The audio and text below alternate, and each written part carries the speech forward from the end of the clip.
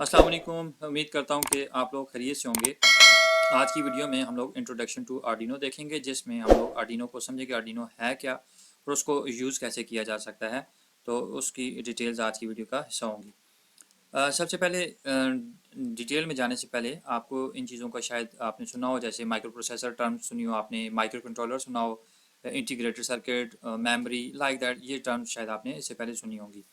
अगर नहीं भी सुनी तो उसकी थोड़ा सा मैं ओवरव्यू आपको दे देता हूँ। जैसे आपके पास माइक्रो प्रोसेसर की बात की जाए तो माइक्रो प्रोसेसर आपकी डे लाइफ में बहुत सी आपके पास एग्जांपल्स हैं जहाँ पर माइक्रो प्रोसेसर यूज़ होता है। फर्स्ट ऑफ ऑल आप कंप्यूटर की बात करें, वहाँ पर माइक्रो प्रोसेसर है। आपके पास जो मोबाइल है वहाँ पर माइक्रो प्रोसेसर है। इस तरह की बहुत सी आपके पास डिवाइसेज हैं जहाँ पर माइक्रो प्रोसेसर यूज़ होता है। इसकी एप्लीकेशंस की बात की जाए तो जहाँ पर आपके पास पास हैवी ड्यूटी साइकिल्स होंगी, वहाँ पर हम लोग माइक्रो प्रोसेसर यूज़ करेंगे। जैसे हमारे पास आर्टिफिशियल इंटेलिजेंस का केस देख लें, IoT इंटरनेट ऑफ थिंग्स की कुछ एप्लीकेशंस हैं उसमें देख लें, सेल्फ ड्राइविंग है, ड्रोन्स हैं, और इस तरह से डे लाइफ में आप जो ब्राउजिंग करते हैं या अपना कंप्यूटर यूज़ करते हैं, तो ऐसी तमाम तर एप्लीकेशन में माइक्रो प्रोसेसर यूज़ होता है। माइक्रो प्रोसेसर एक्चुअली आपके पास एक चिप है, इंटीग्रेटेड सर्किट है, जिसमें आपके पास एक्सटर्नली जो पेरिफेरल्स होती हैं, जैसे रैम रोम दोनों जो हैं वो एक्सटर्नल इसकी लगी होती हैं। तो ये डेटा मेमोरी से लेता है, उसको प्रोसेस करता है और उसके करस्पॉन्ड जो है वो आपके पास आउटपुट देता है। इसमें भी आप पहले से प्रोग्राम आपने किया होता है कि कोडिंग की होती है कि ये इनपुट आई तो इसके करस्पॉन्ड आपने क्या एक्शन लेना है।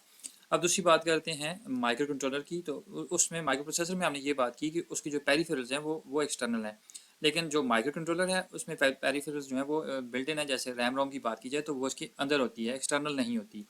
ये भी एक इलेक्ट्रॉनिक चिप है, आईसी है ये। इसकी एप्लीकेशंस की बात की जाए तो जैसे मोटर्स को कंट्रोल करना, रोबोटिक कार होगी, इस तरह की एप्लीकेशंस हो गई हैं। आपके पास कुछ सेंसर से डेटा लेना है, उस तरह की कुछ एप्लीकेशंस हो गई हैं। आईओटी के बेसिक जो प्रोजेक्ट्स हैं उनमें यूज़ कर सकते हैं। इस तरह की बहुत सी एप्लीकेशन माइक्रो कंट्रोलर की भी हैं। फर्दर अगर कॉस्ट कंपैरिजन की जाए तो micro controller is far cheaper than micro processor. अगर ये उससे सस्ता है तो क्या हम माइक्रो कंट्रोलर को माइक्रो प्रोसेसर की जगह यूज़ कर सकते हैं? तो डेफिनेटली नो। माइक तो इसका मतलब कि आप माइक्रो प्रोसेसर को यूज़ कर सकते हैं। माइक्रो प्रोसेसर को डेफिनेटली आप यूज़ कर सकते हैं माइक्रो कंट्रोलर में, लेकिन ये कोई एफिशिएंट काम नहीं होगा कि आप एक एक्सपेंसिव जो है ना वो एक आईसी या उसका इस्तेमाल किया जाए तो जिसके करस्पॉन्ड आपकी एप्लीकेशन बहुत एक्सपेंसिव हो जाएँ। तो इसलिए हम कॉस्ट इफेक्टिव बनाने के लिए और ईजी टू यूज़ बनाने के लिए जो एप्लीकेशन माइक्रो कंट्रोलर की हैं वो माइक्रो कंट्रोलर के साथ ही करते हैं, और जो माइक्रो प्रोसेसर की हैं उसको माइक्रो प्रोसेसर के साथ ही करते हैं। अ, अभी तक आप ये सोच रहे होंगे, जो इंट्रोडक्शन टू आर्डिनो है, तो आर्डिनो जो बोर्ड है क्या वो माइक्रो प्रोसेसर है या माइक्रो कंट्रोलर है? तो अगर आप ये सोच रहे हैं माइक्रो कंट्रोलर है तो आपका आंसर काफ़ी हद तक बेहतर है। एक्चुअली जो आपके पास आर्डिनो है, आर्डिनो पूरा एक बोर्ड है, पूरा एक इलेक्ट्रॉनिक बोर्ड है, उसके अंदर एक माइक्रो कंट्रोलर आपके पास लगा होता है।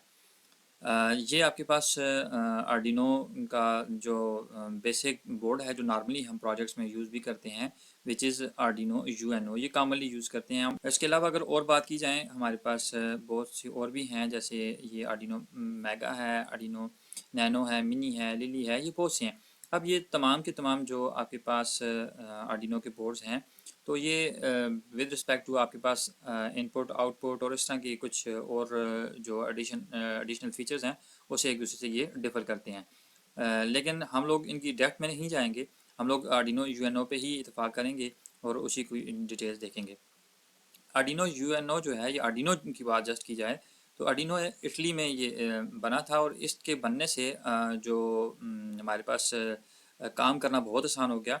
उससे पहले की बात की जाए तो एक माइक्रो कंट्रोलर को फंक्शनल बनाने के लिए खुद से सर्किट बनाना पड़ता था, जिसमें आपको उसके लिए पावर सप्लाई, उसके लिए बहुत से कैपेसिटर्स, लाइक उसकी नॉइज़ रिमूविंग के लिए कैपेसिटर एडिशन, उसके लिए एक्सटर्नली आपको क्रिस्टल्स और बहुत सी चीज़ें इस तरह से पोर्ट यूज़ करने के लिए आपको हेडर्स और इस तरह की बहुत सी चीज़ें आपको खुद बनानी पड़ती थी। पूरा का पूरा बोर्ड खुद यूज़ करना पड़ता था। फिर प्रोग्राम उसमें कॉपी करने के लिए, प्रोग्राम रन करने के लिए भी आपको एक एक्सटर्नल आपके पास एक डिवाइस होती थी जिसको प्रोग्रामर कहते थे। उसको ही हेल्प से आप एक आईसी को या अपने माइक्रो कंट्रोलर को प्रोग्राम कर सकते थे। लेकिन ये आर्डिनो की वजह से जो है ना वो अब बहुत आसान हो गया, प्लग एंड प्ले हो गया। जस्ट आप इसको यूज़ करते हैं नॉर्मल वे में और उस प्रोग्राम आपके पास उसी तरह से कॉपी होता है जैसे आप एक यूएसबी लगाएं और उसमें कोई डाटा कॉपी कर रहे हो। आर्डिनो सॉफ्टवेयर की बात करें तो ये बिल्कुल फ्री है, ओपन सोर्स है, और उसके अलावा अगर आप हार्डवेयर की बात करें तो वो भी इतना एक्सपेंसिव नहीं है।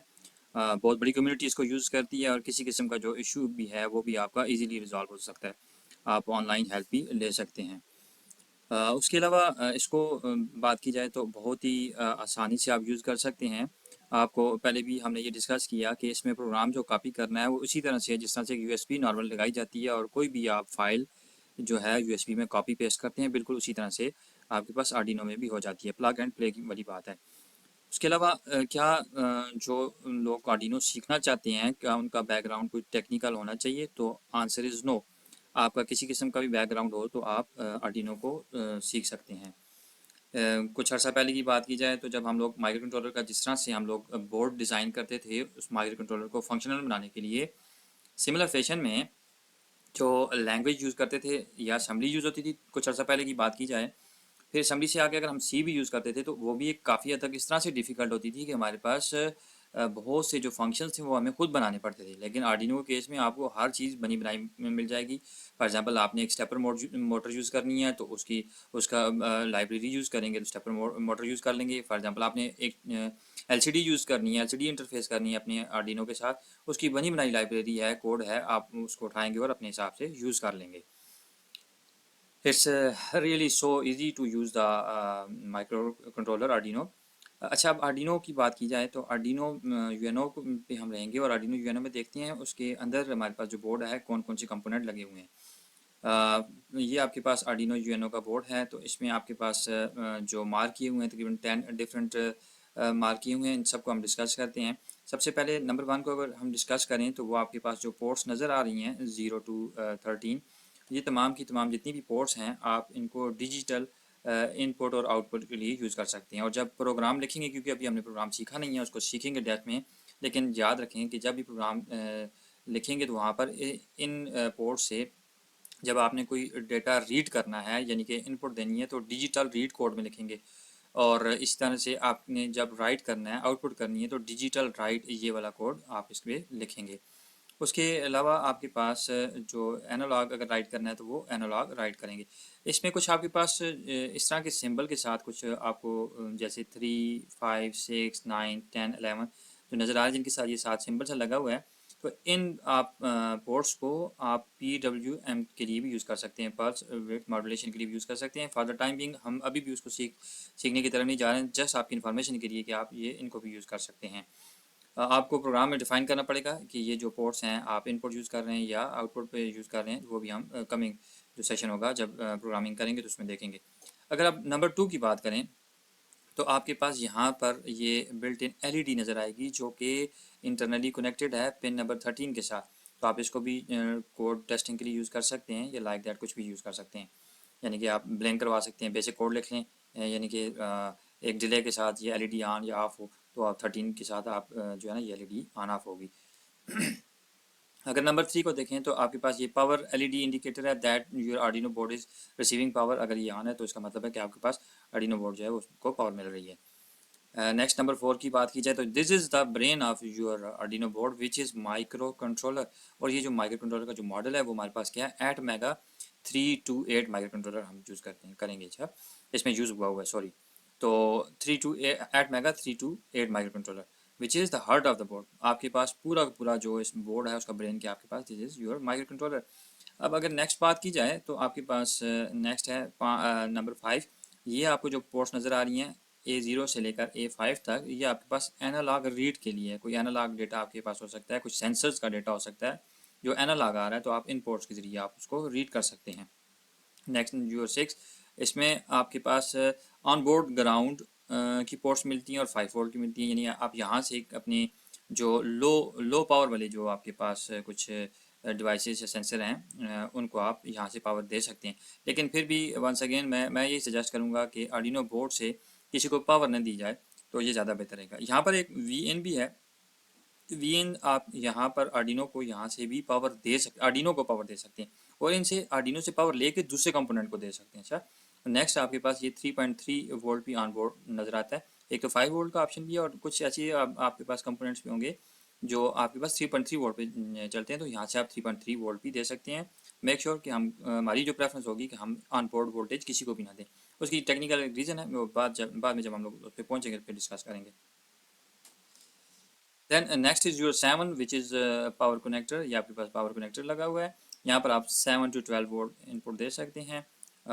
उसके बाद इसके साथ ही इधर यहाँ पर कुछ हमारे पास आईसी या कन्वर्टर लगे होते हैं, रेगुलेटर सॉरी लगे होते हैं, जो इसको रेगुलेट करेंगे। फिक्स 5 वोल्ट जो आपके आर्डिनो को रिक्वायर्ड है उसमें कन्वर्ट कर देंगे। आप 7 वोल्ट देंगे, उसको रेगुलेट करके 5 दे देंगे, 6 देंगे, 7 देंगे, 8 9 10 11 12 जितने भी वोल्टेज देंगे 12 तक, तो वो उसको 5 फिक्स वोल्टेज जो है ना वो आर्डिनो को कन्वर्ट करके दे देगा। Next is your number 8। यहाँ पर आपको RX और TX की दो LEDs नज़र आती हैं। जब आप प्रोग्राम कॉपी करते हैं तो उस टाइम पे ये ब्लिंक होती हैं। इसी तरह से आप जब सीरियल कम्युनिकेशन करेंगे तो उस दौरान भी ये RX और TX जो LEDs हैं ये ब्लिंक करेंगी। ये डायरेक्टली आपके पास कनेक्टेड हैं। 0 और 1 जो आपके पास पोर्ट है उसके साथ ये दोनों कनेक्टेड हैं। इसके अलावा नंबर 9 की बात की जाए तो ये आपके पास USB पोर्ट है। यहाँ पर ये डेटा कॉपी जब करना होगा आप अपने कंप्यूटर से आर्डिनो में, तो ये इस पोर्ट को यूज़ करेंगे। तो उसके अलावा आप यहाँ से 5 वोल्ट पावर भी दे सकते हैं अपने आर्डिनो बोर्ड को। Then number 10 is your reset button. ये आपके पास रीसेट बटन है। जब आप इसको प्रेस करते हैं तो आपके पास जो कोड है वो 0 से स्टार्ट हो जाता है। यहाँ पर एक बात याद रखनी है कि इसको प्रेस करने से कोड रेज नहीं होता, बल्कि कोड जो है फॉर एग्जांपल आपका लाइन ऑफ कोड जो है वो 15 16 या कुछ आगे चल रहा था, आप जो ही प्रेस किया तो वो 0 से स्टार्ट हो जाएगा, शुरू से वो काम करना स्टार्ट हो जाएगा। आर्डिनो स्पेसिफिकेशन जो कि टेक्निकल स्पेसिफिकेशन है, जब भी आप इलेक्ट्रॉनिक लाइट डिवाइसेस देने जाती हैं तो उसके लिए आपको टेक्निकल स्पेसिफिकेशंस का जानना या आपकी रिक्वायरमेंट को वो फुलफिल करता है कि नहीं करता, वो लाजमी है। अब देखें, सबसे पहले इस पे जो माइक्रो कंट्रोलर लगा हुआ है वो क्या है, ATmega 328। देन जो ऑपरेटिंग वोल्टेज है उसके लिए 5 वोल्ट है। मैंने अभी बात की थी कि रेगुलेटर लगा होगा जो कन्वर्ट कर देगा आपको 12 वोल्ट से 5 वोल्ट। अच्छा, जो रिकमेंडेड इनपुट वोल्टेज है 7 to 12 है, लेकिन इससे ज़्यादा भी दे सकते हैं, 16 वोल्टेज तक भी दे सकते हैं, 6 to 20 वोल्ट तक भी दे सकते हैं, लेकिन ये एक्सट्रीम लिमिट्स हैं। यहाँ पर फिर आपके पास जो आर्डिनो बोर्ड है वो जलने का खतरा है। इट इज़ बेटर कि आप 7 to 12 तक ही रहें। इसमें जो डिजिटल पिन हैं वो 14 हैं, जिसमें से 6 जो पिन हैं वो आप PWM आउटपुट के तौर पर यूज़ कर सकते हैं। एनालॉग पिन इसके पास 6 हैं, और DC करंट जो है हर IO पिन में तकरीबन 40 मिली एम्पेयर तक आप दे सकते हैं। इससे ज़्यादा वो ड्रा नहीं करेगा। इससे ज़्यादा अगर आपकी रिक्वायरमेंट होगी किसी चीज़ को तो फिर वो उसके लिए ये आउटपुट काम नहीं करेगी, फिर आपको ड्राइव सर्किट लगाना पड़ेगा। और इसी तरह से जो 3.3 वोल्ट वाली पिन थी वो 50 मिली एम्पेयर तक आपको ड्रा करके दे सकती है। उसके अलावा इसमें जो flash memory which is 32 KB और जिसमें 0.5 KB यूज़ होगी बूट लोडर के लिए। वंस अगेन इसको आप ये ना समझें कि आपके पास ये कुछ कम मेमोरी है, ये अच्छी खासी मेमोरी है। आपका अच्छा खासा प्रोग्राम इसमें आ जाएगा। आपके पास स्टैटिक रैम 2 KB की है, और उसके अलावा जो आपके पास EEPROM है वो 1 KB की है। और उसके बाद जो क्लॉक स्पीड है which is crystal which is 16 megahertz है, which is actually the speed of your microcontroller. आज की वीडियो का अख्ताम यहीं पर होता है। नेक्स्ट वीडियो तक के लिए मैं इजाज़त चाहूँगा। अपना ख्याल रखिएगा। अल्लाह हाफ़िज़।